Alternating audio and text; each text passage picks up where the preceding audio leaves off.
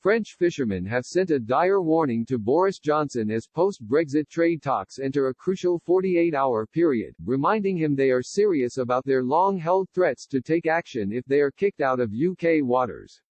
Negotiations headed by the UK's Lord Frost and the EU's Michel Barnier are set to continue throughout the weekend with less than 2 weeks to go until the end of the Brexit transition period. Both sides have admitted that significant differences remain over fisheries and the so-called level playing field rules. Skippers across the Channel are watching closely as the prospect of them being stripped of access to Britain's rich fishing grounds hangs over their heads. French fisherman Laurent Merlin said if a free trade deal is not agreed, he and his fellow trawlermen will not hesitate to make their fury known. He reiterated warnings from his fellow countrymen about the potentially devastating blow a no-deal Brexit would inflict on France's fishing industry. French President Emmanuel Macron is keen to push hard to protect the rights of his fishermen, with next year's election on his mind. Mr. Merlin told Sky News, "We just won't accept it. For now, we haven't said much, because I think we still had hope, but if we end up with a no deal, then we will all take action. We can't just stay here and accept it. I absolutely believe that of the 30 boats operating here, in 2 years there will only be 10 left.